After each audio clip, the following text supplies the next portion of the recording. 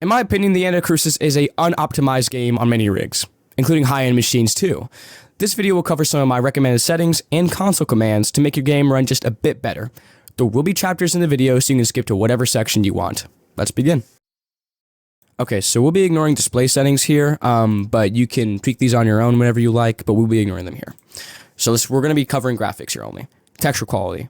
This is dependent on how much memory your GPU has, so if you don't know how to look that up, look it up. Plenty of guides out there to find, to show you how to find your memory in your video card or GPU. I recommend setting this to ultra if you have like 8 gigs, like high or medium if you have 4 gigs, and like low if you have 2 gigs. That's about it. Anti-aliasing, this is machine dependent, very machine dependent. You can set this to a good baseline is medium, but if you're wanting to get a bit more quality, you can put this to high or even ultra. If you want to squeeze more frames, put that to low. Shadow quality and VFX quality. These are the two things that will affect your performance the most.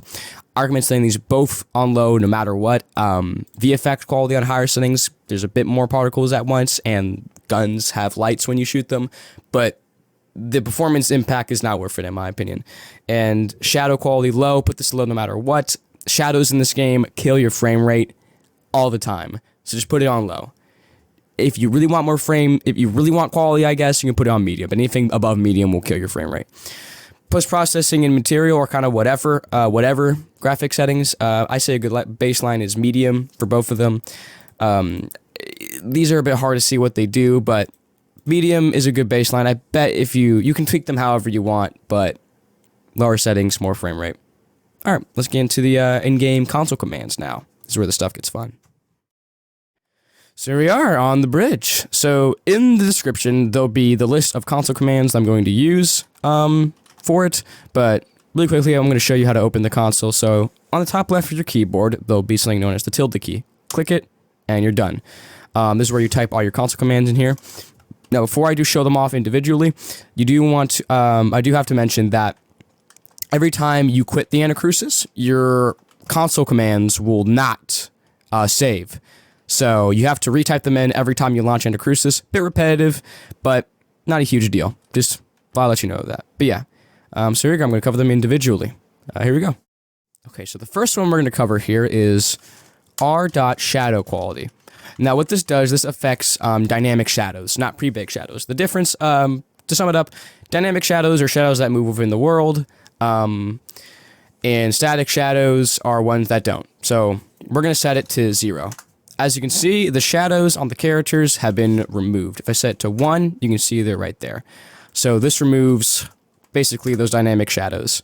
Like this one right here, this light, if I set this to 1, doesn't pop up, but here it does. This saves you a huge performance increase because this also affects the aliens. I believe the aliens also cast these shadows, so this will save you big frame rate. It also removes shadows being casted by flashlights, so yeah, this is like the biggest improvement at all. This is the first thing you probably want to do. However, if you, for some reason, don't want the shadows to be gone, you can set them to r.ShadowQuality 1. This will replace them with very low resolution ones. This will not really give you a huge performance increase, but if you, for some reason, want to keep the shadows intact but still increase frames, you can go with 1. But go with 0 if you just want them to be removed. So here we switched maps to showcase this other console command. Notice the reflections on the ground here.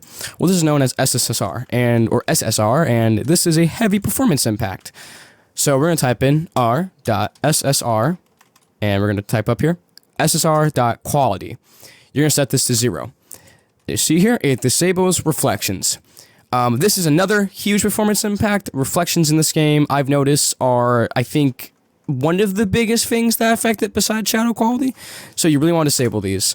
So yeah, for example here, on the ground, you can see the reflections, the characters moving. Disable that, flat.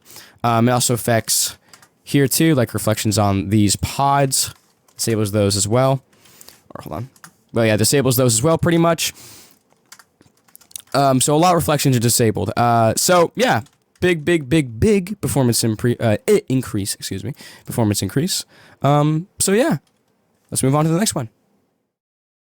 Next one I'm going to show off here is the model quality settings. These are not a huge performance impact, but they will probably give you quite a little bit of a performance increase on some machines. So, yeah. So we're going to type in r.SkeletalMeshLODBias. My recommended number is 2. What this does is affects the character, the model quality of characters. So we see this dead alien here. We're going to set it to the default 0. Notice how he's more smoothened, higher polygon count, but we set it to 2. He's a bit more blocky. To show off the effect even more, I'm going to set it to the maximum number of 15. He is very distorted and blocky, and the character's fingers are broken. Very, very, very, very broken. So I recommend setting this to 2. 2 is not a bad number. Set to free if you really want to squeeze more frames, but it's not really worth it. So I just recommend 2. As I said, this would just decrease the model quality, and this is, I would assume, probably kind of okay performance impact to have on. I think this would help in situations where there's a bunch of aliens on screen, as there's less model quality to render on the GPU side. So yeah, there you go. Next one up. So next one up is, well, we affected the character models, but how do we could affect everything else? Well, we're going to type in r.StaticMeshLODDistanceScale, and I set the 2. What this does is this affects pretty much the model quality of, well, static meshes. What static meshes are, you see models like this thing up here, this big thingy. I don't know what you want to call it, but it affects the quality of this thing. This is probably the smallest performance impact in this video. If I had to guess, this doesn't really affect much, but I'll show the effect off anyways. Let's put the max 15. See how this is, it's a bit hard to see. Let me get up here. It's very blocky, very, very blocky, very triangular. We set to 0 the default, smoothened. This affects those models like that over there. I recommend setting it to 2. You'll get an okay performance increase, and it still looks pretty good. So, yeah. That's all the console commands. Next up is the conclusion. Hello there, bud. So, in conclusion, these are all the console commands and the video settings that I use to make my game run a little bit better. Now, I won't promise you or guarantee this will make your game run stupidly better. As I said, these are just very, very small performance improvements, and maybe on your machine it'll give you 5 FPS increase, maybe on others it'll give 20. I don't know. Experiment for yourself and see how it goes. Yeah, but I hope your game is way more optimized. And just remember, there's not a lot we can do right now, personally, as users, as a lot of the performance stuff is on the dev side, and they're going to have to figure that all out.